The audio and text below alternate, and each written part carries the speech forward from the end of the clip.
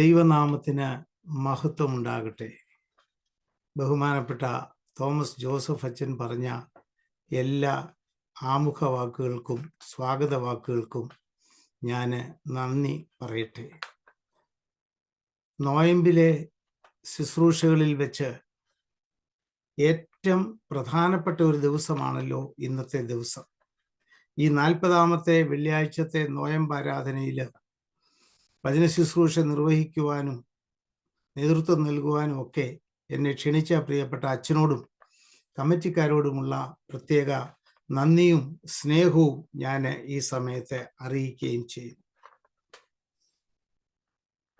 40ാമത്തെ ദിവസം എന്ന് പറയുമ്പോൾ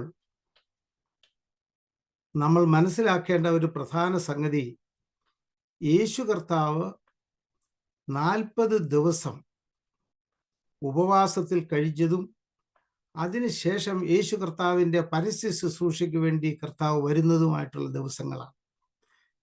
ജോർദാനിൽ നിന്ന് വളരെ ശക്തിയോടുകൂടി വരുന്ന കർത്താവ് മരുഭൂമിയിൽ ആത്മാവിനാൽ നടത്തപ്പെട്ട് ഈ 40 ദിവസം ഒരു ഭക്ഷണവും കഴിക്കാതെ സാത്താനാൽ പരീക്ഷിക്കപ്പെട്ടതാണ് ഇന്ന് നമ്മൾ സുവിശേഷ ഭാഗമായിട്ട് വായിച്ചത്.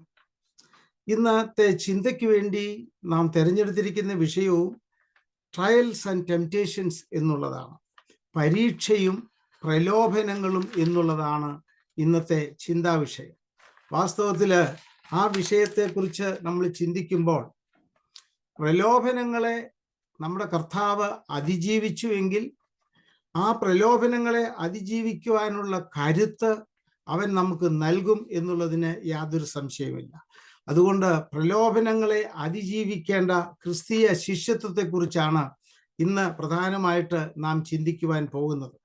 Christian discipleship that must overcome temptations. പ്രലോഭനങ്ങളെ അതിജീവിക്കുന്ന ക്രിസ്തീയ സാക്ഷ്യത്വത്തെക്കുറിച്ചാണ് നാം മനസ്സിലാക്കുവാൻ ഉള്ളത് എന്ന് ഞാൻ ഓർമ്മിപ്പിക്കട്ടെ. വളരെ പരിചിതമായിട്ടുള്ള 2 വാക്കുകളാണ് ട്രയൽസ് ആൻഡ് ടെംപ്റ്റേഷൻസ് അല്ലെങ്കിൽ ടെസ്റ്റിംഗ് ആൻഡ് ടെംപ്റ്റേഷൻസ് എന്ന് പറയുന്നത്. വേദപുസ്തകത്തിൻ്റെ ചരിത്രം ആരംഭിക്കുന്നത് അല്ലെങ്കിൽ വേദപുസ്തകത്തിൻ്റെ തുടക്കം തന്നെ നമ്മൾ കാണുന്നത് ആദിമ മാതാപിതാക്കളുടെ അടുക്കൽ പ്രലോഭനങ്ങളുമായിട്ട് സാത്താൻ വരുന്നതാണ്. സാത്താൻ വന്ന് അവരോട് പറയുന്നുണ്ട്, ദൈവം നിങ്ങളോട് വാസ്തവമായി ഇങ്ങനെ കൽപ്പിച്ചിട്ടുണ്ടോ? പ്രത്യേകിച്ച് ഈ ജീവന്റെ വൃക്ഷത്തിന്റെ ഫലം തിന്നരുതെന്ന് പറഞ്ഞിട്ടുണ്ടോ എന്ന് ചോദിച്ചതുകൊണ്ട് സാത്താന് അവരെ സമീപിക്കുന്നുണ്ട്. കാണുവാൻ ഭംഗിയുള്ളതാണ്, തിന്മാൻ രുചിയുള്ളതായിട്ടുള്ള ഈ ഫലം നീ ഭക്ഷിക്കാമെങ്കിൽ നിങ്ങൾ ദൈവത്തെ പോലെ ആയിത്തീരും എന്നൊരു പ്രലോഭനമാണ് കൊടുക്കുന്നത്. ദൈവത്തെ പോലെ ആയിത്തീരുക എന്ന് പറഞ്ഞാൽ അത്ര കൊച്ചു കാര്യമൊന്നുമല്ല. അതുകൊണ്ട് അത് ഒരിക്കലും ജീവിതത്തിൽ പ്രതീക്ഷിക്കാവുന്ന കാര്യമല്ല. അവിടെ പറയുകയാണ്, നീ ദൈവത്തെ പോലെ ആയിത്തീരും. ഇതിനേക്കാൾ വലിയൊരു ഭാഗ്യമുണ്ടോ? ഇതിനേക്കാൾ വലിയൊരു സ്ഥാനം കിട്ടാനുണ്ടോ? അതുകൊണ്ട് ഷോർട്ട് കട്ടിലൂടെ കാര്യം കാണുന്നതിന് വേണ്ടി സാത്താന് അവരെ പ്രലോഭിപ്പിക്കുന്നതായിട്ട് നമുക്ക് കാണുവാൻ കഴിയും. കൽപ്പന ലംഘിച്ചാലും ശരി, ഈ പ്രലോഭനങ്ങളെ അതിജീവിക്കുവാൻ അവർക്ക് കഴിഞ്ഞില്ല.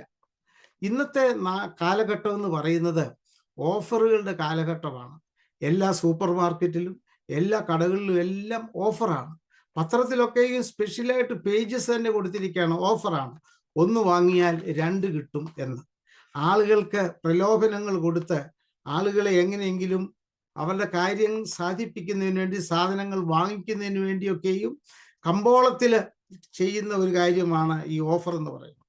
എന്നാൽ നമ്മൾ മനസ്സിലാക്കേണ്ടത് ജഡമോഹവും കൺമോഹവും ജീവിതത്തിൻ്റെ പ്രതാപവും എന്നീ 3 കാര്യങ്ങളാണ് നമ്മെ പ്രലോഭനത്തിന് ഇരയാക്കുന്നത് എന്നോർക്കേണ്ടതായിട്ടുണ്ട്. ജഡമോഹം, കൺമോഹം, ജീവനത്തിൻ്റെ പ്രതാപം, ഈ 3 കാര്യങ്ങളാണ് നമ്മളെ ഇരയാക്കുന്നത് പ്രലോഭനത്തിന് എന്നുള്ളത് ഓർക്കേണ്ടതായിട്ടുണ്ട്.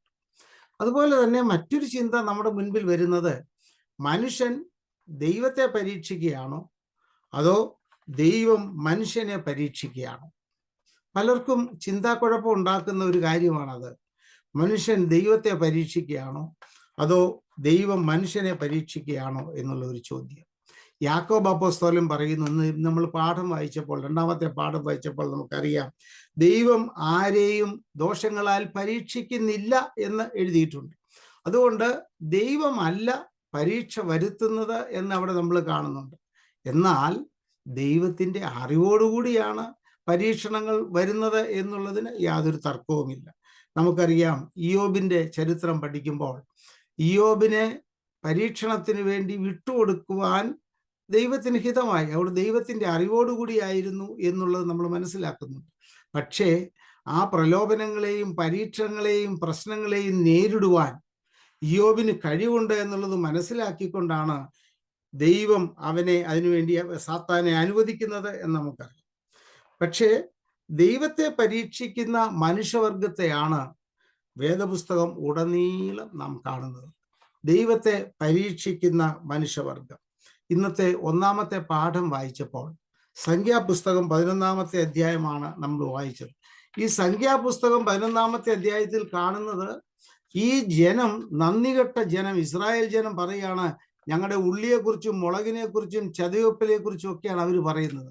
അവർക്ക് ഈ ഇറച്ചി വേണം, ഇറച്ചിക്കലങ്ങളുടെ അടുക്കലായിരുന്നു ഞങ്ങൾ ഇരുന്നത് എന്ന് പറഞ്ഞ് ദൈവത്തോട് പിറുപിറുക്കുന്നതായിട്ട് നമുക്ക് കാണാം. ദൈവത്തെ പരീക്ഷിക്കുന്നതായിട്ട് കാണാം. ആ സമയത്താണ് മോശ ദൈവസന്നിധിയിൽ വീണ് കരയുകയാണ്. മോശ ദൈവത്തോട് പറയുന്നു, ഞാൻ ഇവരെ പ്രസവിച്ചതാണോ? നീ പറഞ്ഞിട്ടല്ലേ ഞാൻ ഇവരെയും കൊണ്ട് വന്നത്? ഈ ജനം ഇങ്ങനെയാണല്ലോ എന്ന് പറഞ്ഞ് കരയുന്ന, വിലപിക്കുന്ന ഒരു മോശയെ നമുക്ക് അവിടെ കാണുവാൻ കഴിയും. മോശയെ നമുക്ക് അവിടെ കാണുവാൻ കഴിയും. ചുരുക്കം പറഞ്ഞാൽ, തുടക്കം മുതൽ തന്നെ ദൈവത്തെ പരീക്ഷിക്കുന്ന മനുഷ്യവർഗത്തെയാണ് വേദപുസ്തകത്തിൽ നമ്മൾ കണ്ടുവരുന്നത്. ഇന്നത്തെ പ്രത്യേക ദിവസത്തേക്കുള്ള ഏവൻഗേലിയോന് നമ്മൾ വായിച്ചല്ലോ. അവിടെ നമ്മൾ കാണുന്നത് പ്രലോഭനങ്ങളെക്കുറിച്ചും കർത്താവ് അതിനെ എങ്ങനെ നേരിട്ടു എന്നുള്ളതിനെ കുറിച്ചും വ്യക്തമായ ഒരു ചിത്രം നൽകുന്നുണ്ട്. വിശുദ്ധ ലൂക്കോസിന്റെ സുവിശേഷം 4-ാമത്തെ അധ്യായം 1 മുതൽ 13 വരെയുള്ള വാക്യം നമ്മൾ വായിക്കുമ്പോൾ അവിടെ നമുക്ക് കാണാം പ്രലോഭനങ്ങൾ എങ്ങനെ വന്നു, പരീക്ഷ എങ്ങനെ വന്നു, കർത്താവ് അതിനെ എങ്ങനെ നേരിട്ടു എന്നുള്ളത് നമ്മൾ മനസ്സിലാക്കുന്നുണ്ട്. അതുകൊണ്ട് പ്രലോഭനങ്ങളെയും പരീക്ഷണങ്ങളെയും നേരിട്ട് അതിജീവിച്ച കർത്താവ് നമ്മുടെ പരീക്ഷയുടെ മധ്യത്തിൽ നമ്മളെ കൈവിട്ടേച്ച് പോകുന്നവനല്ല എന്നുള്ള കാര്യം നാം ഓർക്കേണ്ടതായിട്ടുണ്ട്. സ്നാനത്തിന് ശേഷം ആത്മാവ് നിറഞ്ഞവനായി യോർദാൻ വിട്ട് മരുഭൂമിയിലേക്ക് വരുന്ന കർത്താവിനെ കുറിച്ചാണ് 4-ാമത്തെ അധ്യായം ആദ്യത്തെ വാക്യങ്ങളിൽ നമ്മൾ തുടങ്ങുന്നത്. അപ്പോൾ നമ്മൾ മനസ്സിലാക്കേണ്ട ഒരു പ്രധാനപ്പെട്ട കാര്യം, യേശു കർത്താവിന് പരീക്ഷണം വന്നു എങ്കിൽ ബലഹീനരായ നമുക്ക് എത്രയധികം വരും എന്ന് ചിന്തിക്കേണ്ടതായിട്ടുണ്ട്. പക്ഷേ അതിനെ നേരിടുവാനുള്ള കരുത്തും കൂടെ, അതിനെ നേരിടുവാനുള്ള ശക്തിയും കൂടെ ദൈവം നമുക്ക് തരും എന്നുള്ളതിന് യാതൊരു സംശയമില്ല. ലൂക്കോസിന് സുവിശേഷം 4-ാമത്തെ അധ്യായം 1-ാമത്തെ വാക്യം വായിക്കുമ്പോൾ അവിടെ ഇങ്ങനെ എഴുതിയിട്ടുണ്ട്, and Jesus full of the holy spirit returned from the Jordan and was led by the spirit in the wilderness for 40 days being tempted by the devil എന്ന് എഴുതിയിട്ടുണ്ട്. അപ്പോൾ ആ ശക്തിയോടുകൂടി, പരിശുദ്ധാത്മാവിൻ്റെ നിറവോടുകൂടി തൻ്റെ പരസ്യ ശുശ്രൂഷയ്ക്ക് വേണ്ടി തയ്യാറായിട്ട് വരുന്ന കർത്താവ്, 40 ദിവസത്തെ ഉപവാസത്തിന് ശേഷം വരുന്ന കർത്താവ്, ആ സമയത്ത് ആണ് സാത്താൻ അവനെ പരീക്ഷിക്കുന്നത്. മറ്റൊരു വ്യക്തിയായിട്ട് സാത്താൻ വന്നു എന്നുള്ളതല്ല, യേശു കർത്താവിൻ്റെ മനസ്സിലൂടെ വരുന്ന സാത്താൻ്റെ ചിന്തകളാണ് അവിടെ നമ്മൾ പ്രധാനമായിട്ട് മനസ്സിലാക്കുന്നത്. അതുകൊണ്ട് യേശു കർത്താവ് സമ്പൂർണനായിരുന്നിട്ടും യേശു കർത്താവിന് പരീക്ഷണം നേരിട്ടെങ്കിൽ, അയ്യോ, നമ്മെ സംബന്ധിച്ചിടത്തോളം നമ്മൾ ബലഹീനരാണ്, നമുക്ക് പരീക്ഷണം വരും എന്നുള്ളതിന് യാതൊരു സംശയമില്ല. അത് മാത്രമല്ല, അവിടെ നമ്മൾ മനസ്സിലാക്കേണ്ട മറ്റൊരു കാര്യം, the spirit may lead us into the wilderness.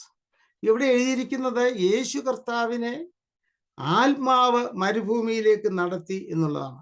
അപ്പോൾ ആത്മനിറവുണ്ടായിരുന്ന കർത്താവിനെയും മരുഭൂമിയുടെ അനുഭവത്തിലേക്ക് കടത്തിക്കൊണ്ടു വന്നുവെന്ന് സുവിശേഷകാരൻ വളരെ വ്യക്തമായിട്ട് രേഖപ്പെടുത്തിയിട്ടുണ്ട്.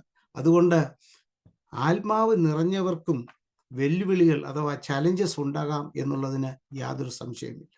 അതുകൊണ്ട് സാധാരണക്കാരെ എന്നുള്ളതല്ല, എല്ലാ ആളുകളെയും, പരിശുദ്ധാത്മാവ് നിറഞ്ഞവരെയും, ആത്മാവിൽ മിടുക്കരെന്ന് ആത്മാവിൽ വളരെ ശക്തരെന്ന് തോന്നുന്നവരെയും ഈ സാത്താൻ പരീക്ഷിക്കും എന്നുള്ളതിന് യാതൊരു സംശയമില്ല. അതുകൊണ്ട് മരുഭൂമിയുടെ അനുഭവത്തിലേക്ക് യേശു കർത്താവിനെ നയിക്കുന്നത് ആത്മാവാണ്. പക്ഷെ ഒരു കാര്യമുണ്ട്, ഈ മരുഭൂമിയുടെ അനുഭവം നമുക്കും തരുന്നത് അവനിലുള്ള ആശ്രയം എങ്ങനെയിരിക്കുന്നുവെന്ന് പരിശോധിക്കുന്നതിന് വേണ്ടി മാത്രമാണ്.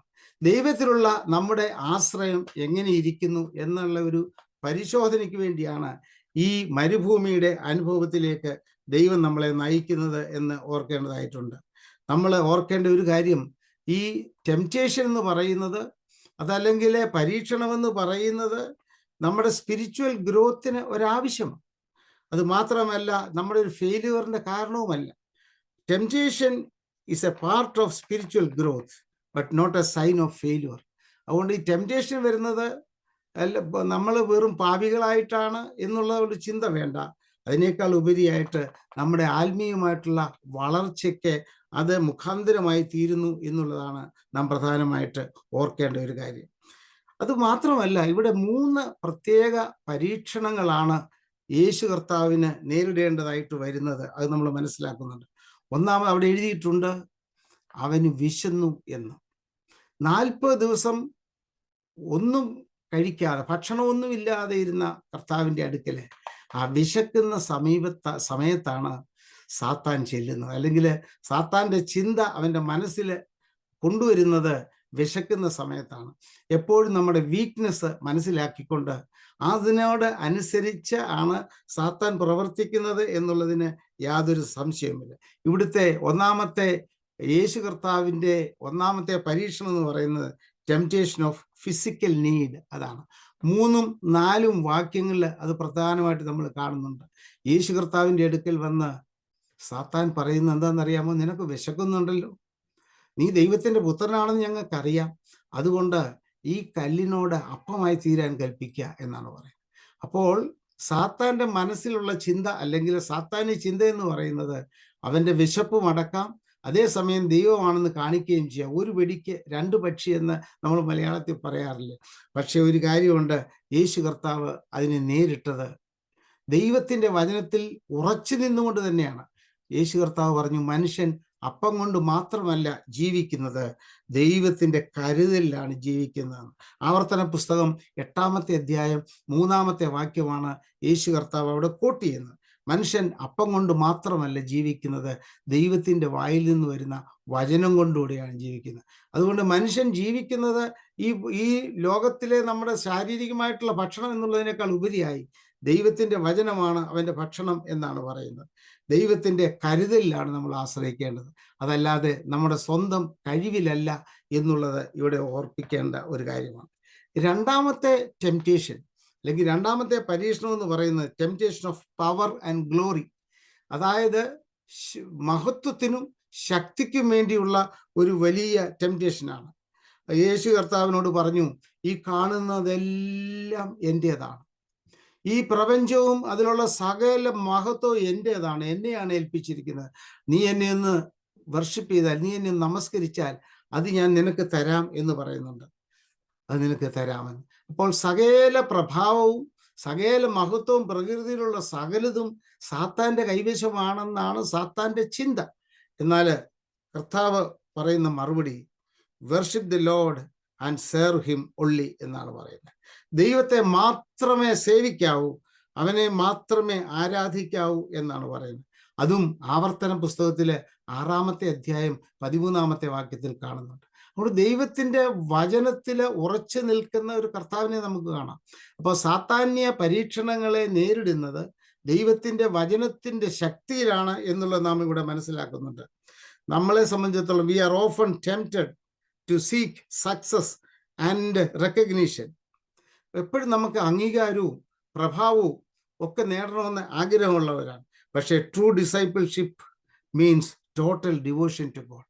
യഥാർത്ഥത്തിലുള്ള ശിഷ്യത്വം എന്ന് പറയുന്നത് പൂർണ്ണമായി ദൈവത്തിൽ സമർപ്പിക്കുക എന്നുള്ളതാണ്, പൂർണ്ണമായി ദൈവത്തിൽ ആശ്രയിക്കുക എന്നുള്ളത്. ലോകപ്രകാരമുള്ള മഹത്വവും ധനവും ഒന്നുമല്ല, അതിനേക്കാൾ ഉപരിയായി ദൈവത്തിലെ ആശ്രയിക്കുവാൻ കഴിയണം. അത് മാത്രമല്ല, ദൈവത്തെ മാത്രമേ സേവിക്കാവൂ എന്ന് പറയുന്നുണ്ട്. 3ാമത്തെ ഒരു ടെംപ്റ്റേഷൻ എന്ന് പറയുന്നത്, 3 ടെംപ്റ്റേഷൻ അവിടെ കാണുന്നത്. 3ാമത്തെ temptation to test God, to manipulate God.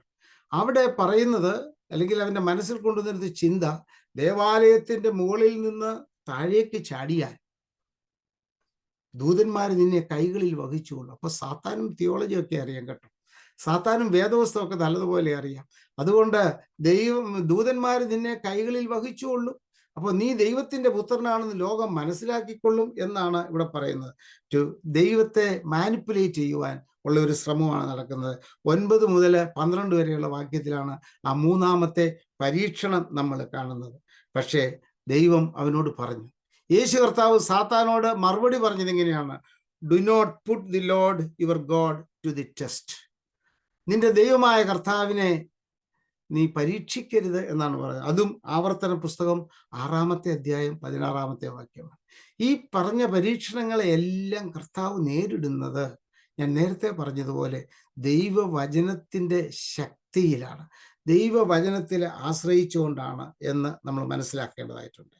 തുടർന്ന് അവിടെ എഴുതിയിരിക്കുന്നത് കുറച്ചു കാലത്തേക്ക്, അവിടെ എഴുതിയിരിക്കുന്നത് നമ്മൾ വായിക്കുന്നുണ്ട്, യേശു കർത്താവിനോട് അവൻ പറയുന്നുണ്ട്, യേശു അങ്ങനെ പിശാച് സകല പരീക്ഷയും തികച്ച ശേഷം കുറെ കാലത്തേക്ക് അവനെ വിട്ടുമാറി എന്ന് എഴുതിയിട്ടുണ്ട്. And when the devil had ended every temptation he departed from him until an opportune time എന്നാണ് എഴുതുന്നത്. പെർമനന്റ് ആയിട്ട് പരീക്ഷയിൽ യേശു കർത്താവ് വിജയിച്ചു എങ്കിലും ആ വിജയം കൊണ്ട് അവിടെ അവസാനിക്കുന്നില്ല പരീക്ഷണം എന്നാണ് അതിൻ്റെ അർത്ഥം.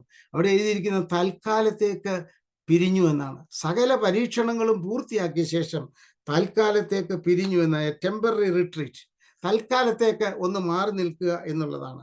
അതായത് അല്പകാലത്തേക്ക് മാറി നിൽക്കുന്നു എന്നുള്ളതാണ്. ദൈവ മക്കളെ സംബന്ധിച്ചിടത്തോളം ഈ പരീക്ഷണം എന്ന് പറയുന്നത് ഒരു ഓൺ ഗോയിങ് പ്രോസസ്സാണ്.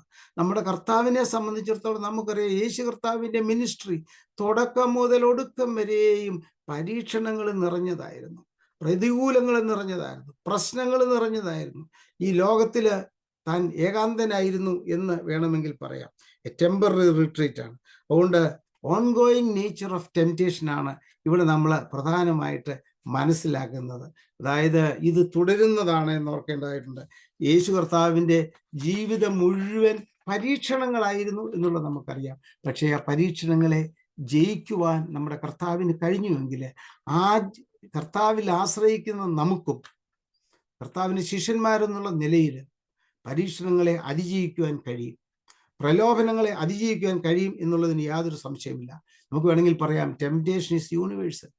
അത് ലോകമാകമാനം ഉള്ളതാണ്, ഒരു സ്ഥലത്ത് മാത്രമുള്ളവർക്കും ഉള്ളതല്ല. But so is God's power to overcome it എന്നോട് ഓർക്കാനായിട്ട്. അത് യൂണിവേഴ്സലായിട്ടുള്ളതാണ് ടെംപ്റ്റേഷൻസ്, പരീക്ഷണങ്ങൾ. പക്ഷേ അതിനെ ഓവർകം ചെയ്യാനുള്ള, അതിനെ ജയിക്കുവാനുള്ള കരുത്തും അതോടൊപ്പം തന്നെ ഉണ്ട് എന്ന് നാം ഓർക്കേണ്ടതായിട്ടുണ്ട്. യേശു കർത്താവ് നമ്മളെ സംബന്ധിച്ചിടത്തോളം ഒരു പാറ്റേണാണ്, ഒരു റോൾ മോഡൽ എന്ന് വേണമെങ്കിൽ പറയാം. Jesus gives us the pattern. എന്താ പാറ്റേൺ? അതായത് സാത്താന്യ ശക്തിയെ ജയിക്കുവാൻ എങ്ങനെയാണ് വിജയിക്കേണ്ടതെന്നുള്ളതിന് യേശു കർത്താവ് പറയുന്നത്, B filled with the spirit. ദൈവത്തിൻ്റെ ആത്മാവിനാൽ നിങ്ങളും ഞാനും നിറയപ്പെടേണ്ടതായിട്ടുണ്ട്. ഞാൻ നേരത്തെ പറഞ്ഞല്ലോ, ആത്മാവിനാൽ നിറയപ്പെടുന്നവർക്ക് പരീക്ഷണം വരത്തില്ല എന്നില്ല. പക്ഷേ ഈ ആത്മാവിൽ നിറയപ്പെടുന്ന ഒരു സ്വഭാവം നമുക്കുണ്ടായിരിക്കണം. അതുമാത്രമല്ല, സ്റ്റേ റൂട്ടഡ് ഇൻ സ്ക്രിപ്ചർ. ദൈവത്തിൻ്റെ വചനത്തിൽ അടിയുറച്ച് വിശ്വസിക്കുവാൻ എനിക്ക് നിങ്ങൾക്കും കഴിയണം. ഏത് പരീക്ഷണം വന്നാലും ശരി, ദൈവത്തിൻ്റെ വചനത്തിൽ അതിന് നീക്കുപോക്കുണ്ട്, അതിന് പോംവഴിയുണ്ട് എന്ന് ഓർക്കേണ്ടതായിട്ടുണ്ട്. അതുകൊണ്ട് പരിശുദ്ധാത്മാവിൻ്റെ ശക്തിയിൽ ആശ്രയിക്കുവാൻ ദൈവ പൈതലിന് കഴിയണം. അതുമാത്രമല്ല, ദൈവത്തിൻ്റെ വചനത്തിൽ പൂർണ്ണമായി ശരണപ്പെടുവാൻ കഴിയണം. ദൈവത്തിൻ്റെ പുത്രൻ സാത്താനെ നേരിട്ടപ്പോൾ അത് മുഴുവൻ ദൈവത്തിൻ്റെ വചനം കോട്ട് ചെയ്തുകൊണ്ടായിരുന്നു എന്നുള്ളത് നമുക്കറിയാൻ കഴിയും. മാത്രമല്ല, trust in the father, trust in the father. ദൈവത്തിൽ പൂർണ്ണമായി ട്രസ്റ്റ് ചെയ്യുവാൻ നമ്മളെ കൊണ്ട് കഴിയും. ഈ 3 കാര്യമാണ് ഞാൻ പറഞ്ഞത്. ഒന്ന്, be filled with the holy Spirit. ദൈവത്തിൻ്റെ പരിശുദ്ധാത്മാവിനാൽ നമ്മൾ നിറയപ്പെടണം. രണ്ടാമത്, stay rooted in the scripture. ദൈവത്തിൻ്റെ വചനത്തിൽ നമ്മൾ ആഴമായിട്ട് നമുക്ക് അറിവുണ്ടായിരിക്കണം. ദൈവവചനം ജീവനും ശക്തിയുമാണെന്ന് നമ്മൾ മനസ്സിലാക്കുന്നുണ്ട്. അതുകൊണ്ട് ജീവനും ശക്തിയുമുള്ള ദൈവത്തിൻ്റെ വചനം നമുക്ക് ആയുധമായിട്ട് തീരേണ്ടതാണ്. അതുമാത്രമല്ല, ഏത് പ്രശ്നത്തിൻ്റെ മുൻപിലും, ഏത് പ്രയാസത്തിന്റെ മുൻപിലും അവനിൽ തന്നെ, പിതാവിൽ തന്നെ പൂർണ്ണമായിട്ട് ആശ്രയിക്കുവാൻ കഴിയണം. അതാണ് നമ്മളെ കുറിച്ച് ദൈവം ആവശ്യപ്പെടുന്നതെന്ന് ഓർക്കായിരുന്നു. നമ്മളെ സംബന്ധിച്ചിടത്തോളം ഞാൻ ഒരു കാര്യം കൂടെ പറയട്ടെ. Let every disciple examine there heart. ഇത് ഈ നോയമ്പിന്റെ കാലഘട്ടം എന്ന് പറയുന്ന ഒരു ഇൻട്രോസ്പെക്ഷനാണ്, നമ്മിലേക്ക് തന്നെ ഒരു നോട്ടമാണ് എന്നോർക്കേണ്ടതായിട്ടുണ്ട്. അതുകൊണ്ട് എൻ്റെ കർത്താവെ, പരീക്ഷണങ്ങൾ വരല്ലേ എന്നല്ല പ്രാർത്ഥിക്കേണ്ടത്, പരീക്ഷണങ്ങൾ വരും എന്ന് നമുക്കറിയാം. യേശു കർത്താവിന് പരീക്ഷണം വന്നതാണ്. അങ്ങനെ പരീക്ഷണം വരുന്നെങ്കിൽ ആ പരീക്ഷണത്തെയും പ്രലോഭനത്തെയും അതിജീവിക്കുവാനുള്ള കരുത്ത് എനിക്ക് തരണമേ കർത്താവെ എന്ന് വേണം പ്രാർത്ഥിക്കാൻ. We have to examine our heart. നമുക്ക് നമ്മളെ തന്നെ ഒന്ന് ശോധന ചെയ്യേണ്ടതായിട്ടുണ്ട് ഈ കാലഘട്ടത്തിൽ. അത് മാത്രമല്ല, റെസിസ്റ്റ് ടെംപ്റ്റേഷൻ. ഈ ടെംപ്റ്റേഷൻ വരുമ്പോൾ അതിനെ റെസിസ്റ്റ് ചെയ്യുവാൻ എനിക്ക് നിങ്ങൾക്കും കഴിയേണ്ടതായിട്ടുണ്ട്. പരീക്ഷ വരാതിരിക്കുക, റെസിസ്റ്റ് ചെയ്യുവാൻ നമുക്ക് കഴിയണം. മൂന്നാമതായിട്ട്, ഫോളോ ക്രൈസ്റ്റ് എക്സാമ്പിൾ. യേശു കർത്താവായിരിക്കണം നമ്മുടെ മാതൃക, അവനെ ആയിരിക്കണം നമ്മൾ പിന്തുടരേണ്ടത്. അതുകൊണ്ട് follow Christ example in there wilderness. നമ്മുടെ മരുഭൂമി പ്രയാണത്തിൽ, അല്ലെങ്കിൽ നമ്മുടെ മരുഭൂമിയുടെ അനുഭവത്തിൽ, അല്ലെങ്കിൽ നമ്മുടെ ഏകാന്തതയുടെ അനുഭവത്തിൽ, അല്ലെങ്കിൽ നമ്മുടെ വേദനയുടെ അനുഭവത്തിൽ, നമ്മുടെ അന്ധകാരത്തിൻ്റെ അനുഭവത്തിൽ നാം ആശ്രയിക്കേണ്ടത് യേശു കർത്താവായിരിക്കണം നമ്മുടെ മോഡൽ എന്നുള്ള. അതുകൊണ്ട് യേശു കർത്താവ് എങ്ങനെ ഇതിനെ നേരിട്ടോ അതുപോലെ തന്നെ നേരിടുവാനുള്ള കൃപയും പ്രാപ്തിയും അവൻ നമുക്ക് നൽകും എന്നുള്ളതിന് യാതൊരു സംശയമില്ല. അതുകൊണ്ട് പരീക്ഷണങ്ങൾ, പ്രലോഭനങ്ങൾ ജീവിതത്തിൽ വരും. എന്നാൽ അതിനെ നേരിടുവാനുള്ള കരുത്ത് ദൈവത്തിൽ ആശ്രയിക്കുന്നവർക്ക് നൽകും എന്നുള്ളതിന് യാതൊരു സംശയമില്ല. നമ്മുടെ ക്രിസ്തീയ കീർത്തനങ്ങളിൽ 147 എനിക്ക് നമ്മുടെ മനോഹരമായ പാട്ടില്ലേ, മനോഹരമായ പാട്ട്, what a friend we have in Jesus. എന്തു നല്ലോർ സഖി യേശു എന്ന ഒരു പാട്ടുണ്ട്. ആ പാട്ടില് ഒരു സ്റ്റാൻസ ഇപ്രകാരമാണ് രേഖപ്പെടുത്തിയിരിക്കുന്നത്. ഞാൻ അതൊന്ന് പാടട്ടെ. Have we trials and temptations? Is the trouble anywhere? We should never be discouraged. Take it to the Lord in prayer. Can we find a friend so faithful, who will all our sorrows share? Jesus knows our every weakness. Take it to the Lord in prayer. കഷ്ടം, ശോധനകൾ വരുമ്പോൾ യേശു കർത്താവിലേക്ക് നാം അടുക്കേണ്ടതായിട്ടുണ്ട്, ചെല്ലേണ്ടതായിട്ടുണ്ട്. ഈ വചനങ്ങളാൽ ദൈവം നമ്മെ അനുഗ്രഹിക്കട്ടെ എന്ന് ഞാൻ പ്രാർത്ഥിക്കുന്നു. ഈ നോയമ്പിൻ്റെ ആഴ്ചവട്ടങ്ങളിലെ നമ്മിലേക്കുള്ള ഒരു നോട്ടം എന്ന് പറയുന്നത് നമ്മെ ആത്മീയമായി ബലപ്പെടുത്തുവാൻ മുഖാന്തരമായി തീരട്ടെ എന്ന് പ്രാർത്ഥിക്കുകയും ചെയ്യുന്നു. ഈ അവസരം തന്ന പ്രിയപ്പെട്ട അച്ഛനോടും കമ്മിറ്റിക്കാരോടുള്ള നന്ദി അറിയിക്കുകയും ചെയ്യുന്നു. നമുക്ക് തലകളെ വണക്കാം, ഒരു നിമിഷം നമുക്ക് പ്രാർത്ഥിക്കാം. ദൈവത്തിൻ്റെ വചനത്താൽ സാത്താന്യ പരീക്ഷണങ്ങളെ നേരിട്ട് അതിന്മേൽ ജയമെടുത്ത ഞങ്ങളുടെ കർത്താവേ, അങ്ങയുടെ പിൻഗാമികൾ എന്നുള്ള നിലയിൽ, അങ്ങയുടെ ശിഷ്യർ എന്നുള്ള നിലയിൽ പ്രയാസങ്ങളും പ്രതികൂലങ്ങളും പ്രലോഭനങ്ങളും ഞങ്ങളുടെ ജീവിതത്തിൽ വരുമ്പോൾ പൂർണ്ണമായി നിന്നിൽ ശരണപ്പെട്ടുകൊണ്ട്, നിന്റെ വചനത്തിൽ ശരണപ്പെട്ടുകൊണ്ട്, നിന്നിൽ മാത്രം ആശ്രയിച്ചുകൊണ്ട് മുൻപോട്ട് പോകുവാൻ നീ തുടർന്ന് ഞങ്ങളെ സഹായിക്കണമെന്ന് ഞങ്ങൾ നിന്നോട് പ്രാർത്ഥിക്കുന്നു. പ്രിയ കർത്താവേ, നീ ഞങ്ങളുടെ മുൻപിൽ ഞങ്ങൾക്കൊരു മാതൃക വെച്ചിട്ട് തന്നിട്ട് പോയതിനാലെ സ്തോത്രം. ആ മാതൃകയനുസരിച്ച് ജീവിപ്പാൻ ഞങ്ങളെ സഹായിക്കണമേ. ഞങ്ങളുടെ കുറവുകളെയൊക്കെ കണ്ടുണരുവാൻ ഞങ്ങളെ സഹായിക്കണമേ. ഉയരത്തിൽ നിന്നുള്ള ശക്തി പ്രാപിച്ചുകൊണ്ട് മുന്നോട്ട് പോകുവാൻ തുടർന്നുള്ള ദിവസങ്ങളിൽ ഞങ്ങളെ സഹായിക്കണമേ. അവിടുത്തെ കൃപ ഞങ്ങളിൽ വ്യാപരിക്കണമേ. യേശുവിൻ്റെ നാമത്തിൽ ഞങ്ങൾ അപേക്ഷിക്കുന്നത് കൃപയോടെ കേൾക്കണമേ. ആമേൻ.